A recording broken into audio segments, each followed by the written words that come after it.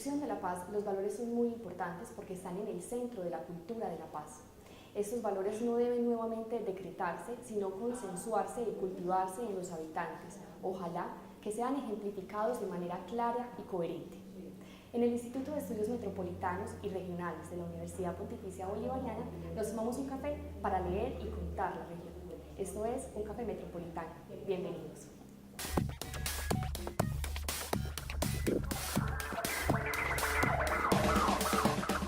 Todos debemos aportar para que el derecho a la paz sea una realidad, puesto que está consagrada en la Constitución Política de Colombia.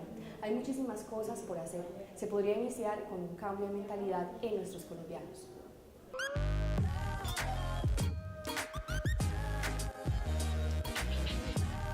Para conversar sobre el posconflicto está con nosotros el decano Ramón Arturo Maya. Decano, bienvenido. Muchas gracias por la invitación. A usted por estar con nosotros en el Café Metropolitano.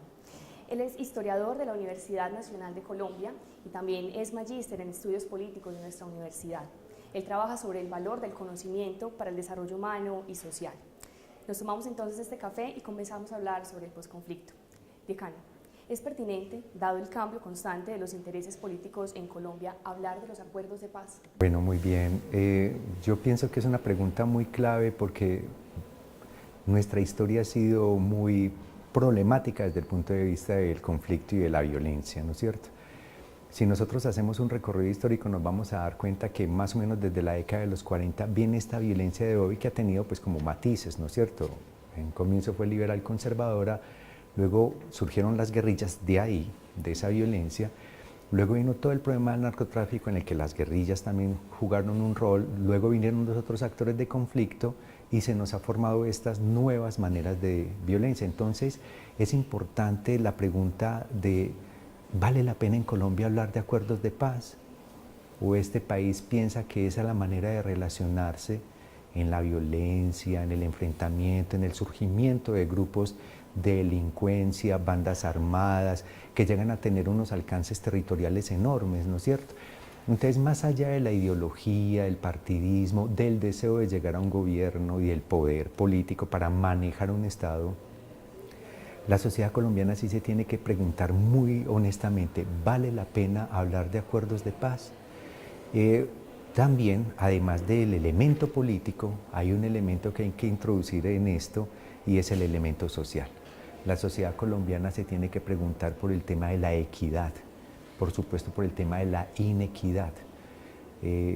Ciertamente hay, digamos, como contradicciones antinómicas, es decir, habrá pobres y siempre tendremos pobres, pero siempre tenemos que tener también una lucha porque los pobres tengan una vida cada vez mejor y, como se dice en geopolítica, como hacen muchas naciones del mundo, sacar pobres de la pobreza. Entonces también nos tenemos que hacer la pregunta por la justicia, socialmente hablando. Entendamos la justicia como un asunto social, no como un asunto político únicamente. Entonces, ¿qué hay con la justicia en este país? Entonces sintetizo un tanto. Si nosotros no nos hacemos las preguntas de qué transformaciones necesitamos en el tema de la justicia, en el tema de la equidad social y en el tema de la convivencia, en el diálogo, no en la destrucción a través de las armas, vamos a seguir teniendo un país con unos fenómenos de violencia que no solamente se van a reproducir, sino que se van a agravar. Lo que sí personalmente quiero decir es que yo no estoy de acuerdo con las concepciones que afirman es que somos los colombianos violentos y por eso nos pasa, no, porque aquí hay responsables. Pasa que no hay un ejercicio investigativo y cuando lo hay no echa mano de la historia para hacer de verdad una indagación profesional y sistemática del pasado, entonces queda la sensación de que todos, pero yo no estoy de acuerdo con que haya una naturaleza violenta en el ser humano, menos en el colombiano. Lo que sí creo es que hay construcciones culturales que van haciendo de la violencia la manera de relación. Lo que sí nos tendríamos que preguntar es por qué esa construcción cultural se dio entre nosotros. Yo a riesgo de ser reduccionista y encontrar mucha oposición, sí me voy a atrever a afirmar una razón por la cual hay tanta violencia en nuestras maneras de relación. Es la corrupción política. Yo siento que el colombiano de a pie, sin racionalizarlo mucho, siente que, dada la corrupción política, él está validado para hacer cualquier cosa, ¿no es cierto? y entonces vienen las grandes organizaciones delincuenciales que no encuentran unos códigos sociales de justicia y de respeto que les digan vas por mal camino, como ocurre en muchos otros países. Entonces pienso que ha sido siempre en nuestra historia los mayores responsables son los más corruptos, y esto que voy a decir también puede generar un poco de molestia, y lo digo muy conscientemente.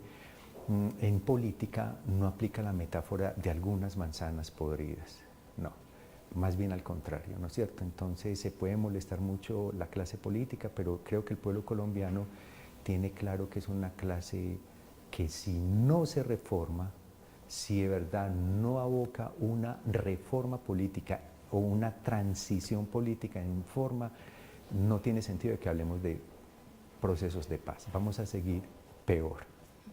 Decano, partiendo de que nosotros estamos hablando de que en Colombia se ha vivido varias olas de violencia en este país, ¿cómo podemos entender ese concepto de una sociedad en paz? Bien, yo creo que esa es la pregunta más difícil para hacerle a un colombiano. ¿Qué es una sociedad en paz? ¿Qué es sentir que se puede, por ejemplo, un chico caminar por la noche por su ciudad o por su pueblo o por el campo? ¿Qué es para una madre de familia saber que su niña no ha llegado, pero que no se tiene que morir del pánico porque no sabe nada?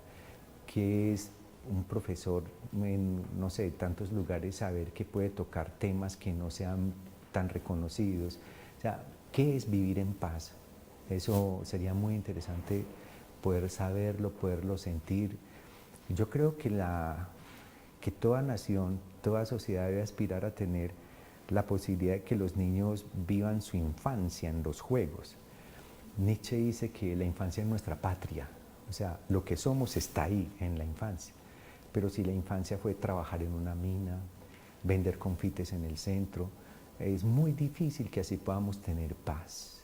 Ahora, esas cosas no pasan por pobreza, esas cosas pasan por corrupción. Entonces, creo que la pregunta la podríamos voltear un poquito.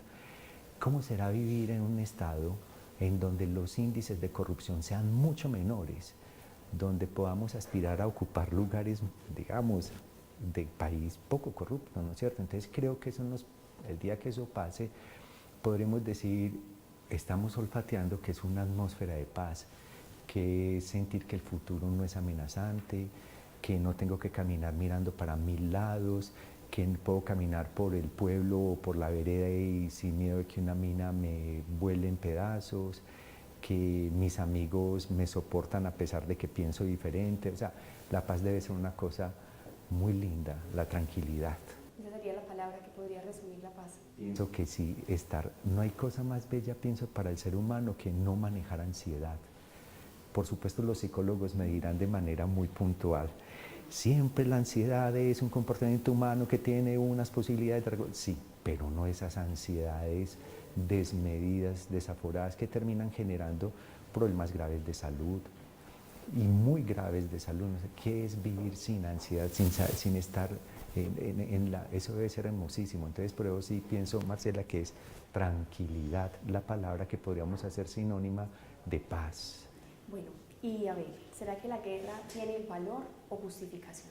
Bueno, a mí también me parece importante la pregunta porque hay toda una faceta política y creo que Michael Walzer de alguna manera la adelanta, además de los viejos pensadores sobre la guerra como otra manera de hacer política. Bueno, eso tiene adeptos en el mundo y en una universidad nos corresponde entender esas maneras de pensar. La guerra como una posibilidad de lograr aquello que no se puede lograr de otra manera. Por lo tanto, la guerra es seguir haciendo política, pero en otro medio. Bien.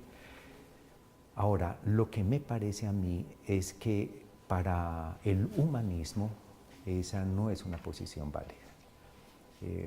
Para el humanismo la guerra no tiene ninguna justificación, sobre todo pues si estamos hablando en términos de que el humanismo se fundamenta en los procesos de relación y de cultura que están mediados por los diálogos. Entonces la resolución de los problemas se pueden hacer desde el punto de diálogo. Lo que pasa es que también lo tengo que afirmar redondamente, detrás de la guerra hay muchos intereses. Manuel Castells fue el primero que empezó a hablar entre nosotros de que si medimos las grandes empresas de rentabilidad sumergidas, La mayor de todas ellas es la venta de armas. Además, también la disputa por territorios con fines geoestratégicos o con propósitos de obtener recursos. Es decir, la guerra tiene múltiples justificaciones de mantener o consolidar el poder, tener poder de tipo económico y de control. Pero humanamente la guerra no tiene ninguna manera de sustentarse porque los seres humanos sin los atosigues del poder pueden resolver sus conflictos. Y yo también traigo a cuento el neopragmatismo norteamericano con Richard Rorty, y los invito a que lo miren, que tiene la gran propuesta de nada justifica la crueldad. Yo estoy totalmente de acuerdo con eso.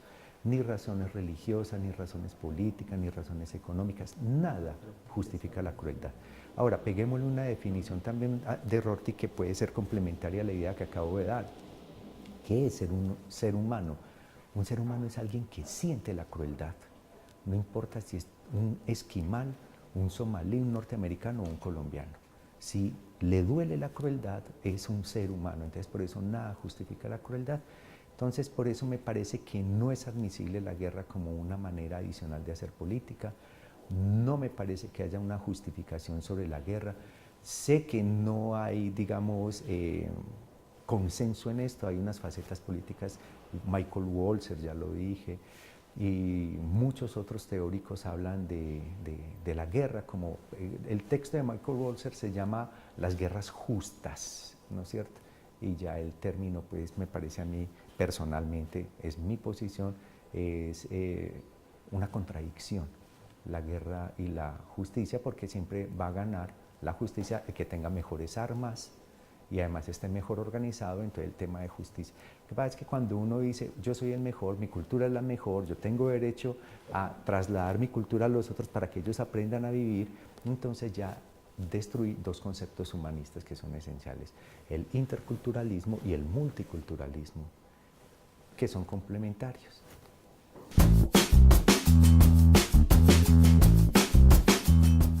Yo los invito a que pensemos que somos una universidad. Las universidades no son lugares especiales porque sí, tenemos una especialidad. Aquí tenemos que, desde la investigación, encontrar caminos. Entonces, el reto es a que logremos aportar a nuestra sociedad caminos de diálogo para que podamos aspirar a vivir en paz y tranquilos, para que nuestros niños aspiren a tener una infancia que luego cuando sean mayores les sirva para ser socialmente ciudadanos de mucho valor y mucho bien a nivel universal. Muy bien. Decano, muchísimas gracias por haber estado con nosotros en este Café Metropolitano. Gracias a ustedes por haber estado sintonizándonos. Los invitamos desde el Café Metropolitano a continuar reflexionando estos temas, especialmente de la paz. La paz es interior, luego exterior, como usted bien nos lo ha podido explicar en tantos momentos. Muchísimas gracias y pasen una feliz tarde. Lo mismo, muchas gracias.